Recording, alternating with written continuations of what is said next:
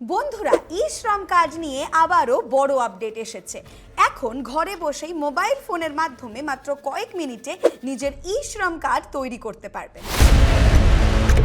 অনেকেই এখনো CSC centre বা সাইবার ক্যাফেতে গিয়ে টাকা খরচা করে কার্ড বানাচ্ছেন, কিন্তু আজকের এই ভিডিওটিতে আমি আপনাদেরকে সহজভাবে জানাবো যে কিভাবে সম্পূর্ণ ফ্রিতে নিজের মোবাইল থেকেই ই শ্রম কার্ডের জন্য আবেদন করবেন। ভিডিওটি শেষ পর্যন্ত দেখবেন, কারণ মাঝপথে ভিডিওটি স্কিপ করলে গুরুত্বপূর্ণ তথ্য মিস হয়ে যেতে পারে। বিশেষ করে নতুন নিয়ম অনুযায়ী কারা আবেদন করতে পারবেন, কোন মোবাইল নাম্বার লাগবে, কোন তথ্য ভুল দিলে আবেদন বাতিল হতে পারে, সবকিছু বিস্তারিতভাবে জানবেন। নমস্কার, আমি বর্ণালী। বসওয়ালা বাংলা চ্যানেলে আপনাদের সবাইকে জানাই আন্তরিক স্বাগত। ভিডিওটি সকল পশ্চিমবঙ্গবাসীর জন্য অত্যন্ত গুরুত্বপূর্ণ।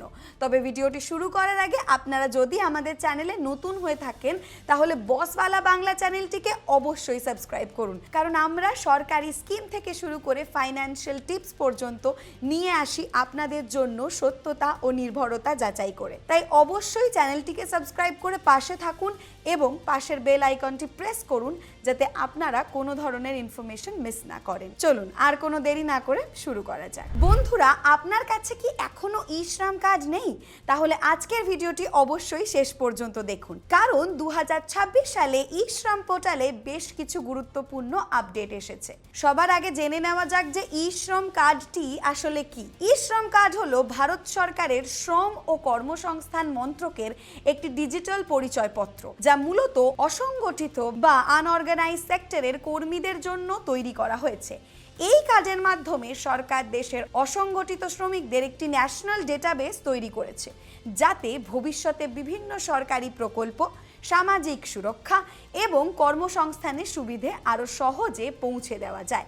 প্রতিটি নিবন্ধিত কর্মী একটি 12 সংখ্যার ইউনিভার্সাল অ্যাকাউন্ট নম্বর বা ইউএএন পান, যা সারা দেশে বৈধ থাকে।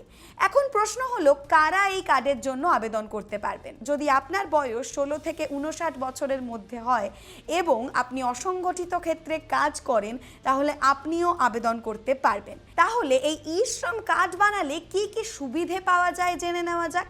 প্রথমত, আপনার নাম কেন্দ্রীয় সরকারের ই শ্রম ডেটাবেসে নিবন্ধিত থাকে।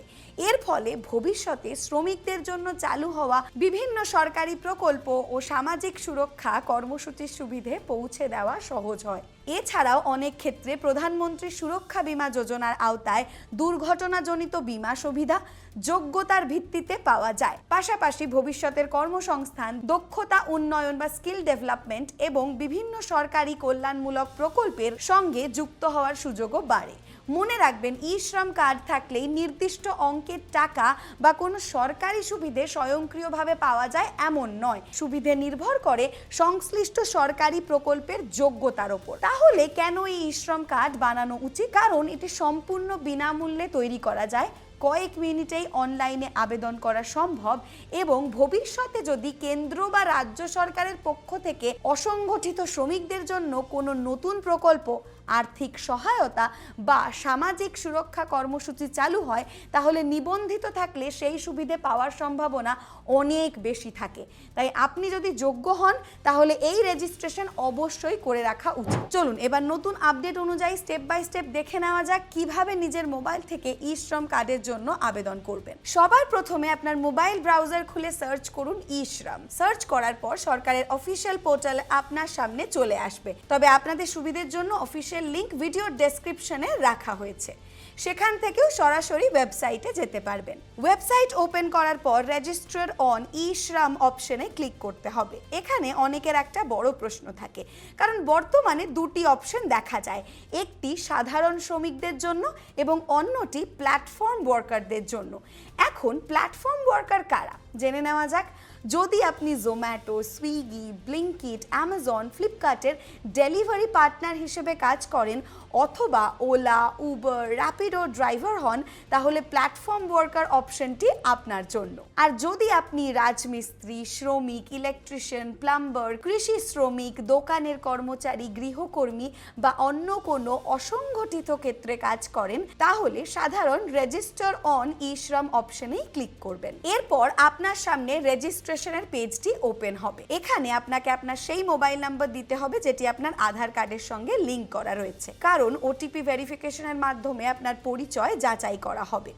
এখানে একটি গুরুত্বপূর্ণ আপডেট জেনে রাখুন। বর্তমানে ই শ্রম কার্ডের জন্য আবেদন করতে হলে আবেদনকারীর বয়স কমপক্ষে 16 বছর এবং সর্বোচ্চ 59 বছরের মধ্যে হতে হবে।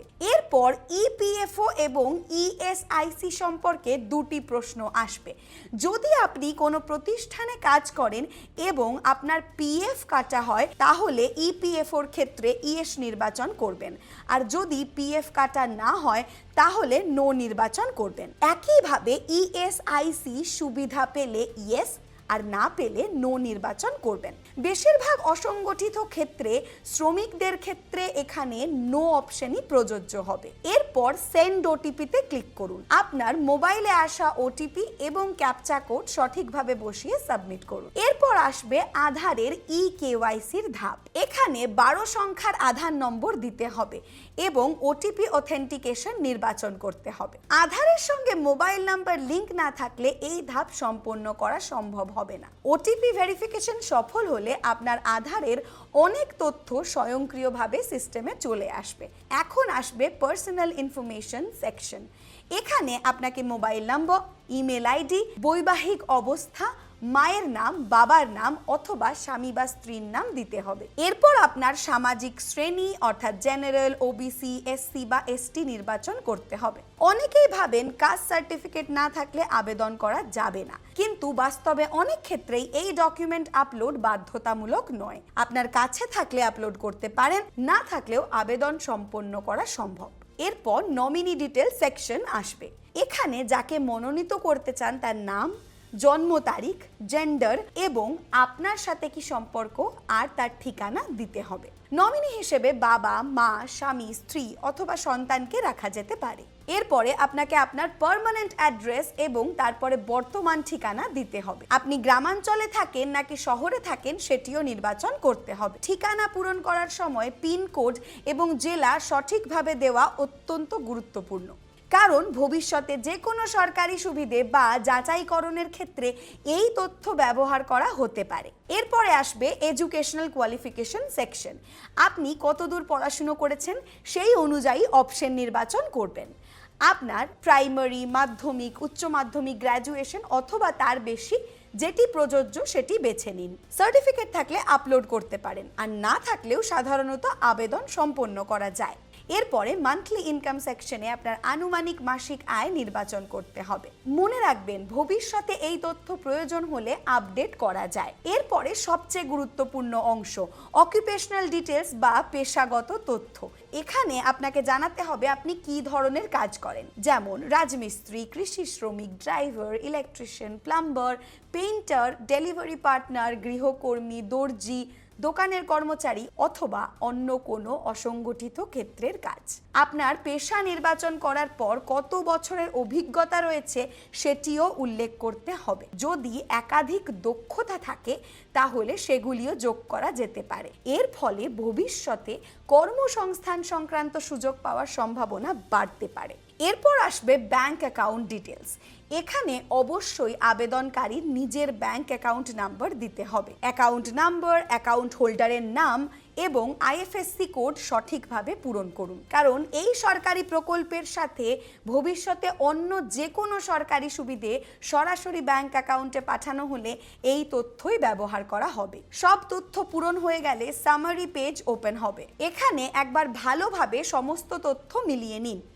ভুল থাকলে এডিট অপশনে গিয়ে সংশোধন করে নিন। সবকিছু ঠিক থাকলে ডিক্লারেশনে টিক দিয়ে সাবমিট বাটনে ক্লিক করুন। সফলভাবে আবেদন জমা হয়ে গেলে আপনার ই শ্রম কার্ড তৈরি হয়ে যাবে। সেখানে একটি ইউনিক 12 সংখ্যার ইউএএন বা ইউনিভার্সাল অ্যাকাউন্ট নাম্বার দেখতে পারবেন। এই নম্বরই ভবিষ্যতে আপনার ই শ্রম পরিচয় নম্বর হিসেবে কাজ করবে। বন্ধুরা এভাবেই খুব সহজে ঘরে বসে নিজের মোবাইল থেকেই ই-শ্রম কার্ড তৈরি করতে পারবেন। ভিডিওটি যদি আপনাদের কাজে লেগে থাকে তাহলে অবশ্যই একটি লাইক করবেন, বন্ধু ও পরিবারের সঙ্গে শেয়ার করবেন যাতে তারা এই প্রকল্পের সুবিধে পেতে পারে, এবং বসওয়ালা বাংলা চ্যানেলটিকে সাবস্ক্রাইব করে অবশ্যই পাশে থাকবেন, কারণ সরকারি প্রকল্প, নতুন নিয়ম, নতুন আপডেট এবং গুরুত্বপূর্ণ স্কিম সম্পর্কিত সব তথ্য আমরা নিয়মিত আপনাদের কাছে নিয়ে আসি। আজকের ভিডিওতে এই পর্যন্তই। সবাই ভালো থাকবেন, সুস্থ থাকবেন আর চ্যানেলটিকে সাবস্ক্রাইব করবেন। আপনাদের সাথে আমি বর্ণালী, সাইনিং অফ। ধন্যবাদ। Bosswala. Be the boss.